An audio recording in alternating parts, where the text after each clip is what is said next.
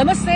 ఇవాళ గ్రామ పంచాయతీ ఎన్నికల ప్రచారంలో భాగంగా సహా రాష్ట్ర అధికార ప్రతినిధి సంగప్ప గారితో కలిసి నేను నారాయణఖేడ్ ఎన్నికల ప్రచారానికి వెళ్తున్నా. అయితే మార్గ మధ్యలో మీకు ఒక విషయం చెప్పడం కోసం ఇక్కడ ఈ వీడియో రికార్డ్ చేస్తున్నాము.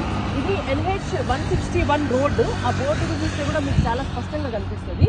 మెదక్, నారాయణఖేడ్, నిజాం సాగర్, నాందేడు, అకోలా, అంటే ఈ రోడ్డు మనకు సంగారెడ్డి నుంచి అకోలా దాకా వెళ్తుంది. నాందేడ్ వరకు ఈ కనెక్టివిటీ కోసం నరేంద్ర మోడీ గారు ప్రధానమంత్రి అయిన తర్వాత 3,106 కోట్ల రూపాయలను కేటాయించి మనకు సంగారెడ్డి నుంచి నారాయణఖేడ్ వరకు ఈ 4 లైన్ రోడ్డు వేయడం జరిగింది. ఇది చూడడానికి 6 లైన్ రోడ్ లా ఉంది, 4 లైన్ రోడ్డే కానీ. సో దీన్ని 3,106 కోట్ల రూపాయలతో వేయడంతో గతంలో అంతకుముందు నేను వచ్చినప్పుడు దాదాపు 5-6 గంటలు పట్టేది నారాయణఖేడ్ వెళ్లాలంటే. బట్ ఇప్పుడు 2 గంటల్లో సంగారెడ్డి, హైదరాబాద్ నుంచి మనం నారాయణఖేడ్ తీసుకోవచ్చు. అది ప్రయాణ సౌకర్యం ఒకటే మెరుగుపడటం కాదు.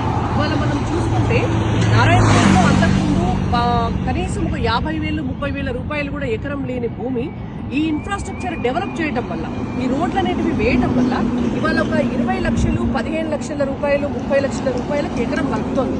ఇక్కడ ఈ రోడ్ పక్కన అయితే అడిగాను నేను, ఇక్కడ ఎంత రేటు ఉంటుంది అని అంటే దాదాపు ఒక 2 కోట్ల 3 కోట్ల రూపాయలకి ఎకరం పలుకుతోంది. అంటే ఇవాళ రైతులని అలాగే ఇక్కడ ఉన్నటువంటి ప్రజలని కూడా ఆర్థికంగా స్థితిమంతులను చేయడం కొరకు నిజంగా కూడా ఈ రోడ్డు వేయటం అనేటువంటిది అంత ఉపయోగపడింది. ఇవాళ కేవలం రవాణా సౌకర్యమే కాకుండా ఇక్కడ వీళ్ళకి ఆర్థికంగా వీళ్ళు ఎదగడమే కాకుండా ఇక్కడికి ఇండస్ట్రీస్ రావడము, బిజినెస్ డెవలప్ అవ్వడము.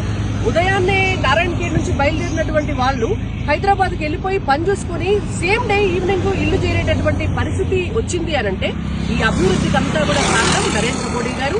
ఇవాళ నరేంద్ర మోడీ గారి ప్రభుత్వము అలాగే మనకున్నటువంటి నితిన్ గడ్కరీ లాంటి మంత్రి ఉండడం కూడా తెలంగాణ రాష్ట్రానికి 1,30,000 కోట్ల రూపాయలు కేవలం నేషనల్ హైవేస్ వేయడానికే కేటాయించి ఇలాంటి మారుమూల ప్రాంతాలకి కూడా మనకి ఇతర రాష్ట్రాలతో కనెక్టివిటీని పెంచేటటువంటి నేషనల్ హైవేస్ వేయటం అనేటువంటిది తెలంగాణ అభివృద్ధి పట్ల మోడీ ప్రభుత్వానికి ఉన్నటువంటి చిత్తశుద్ధికి నిదర్శనం.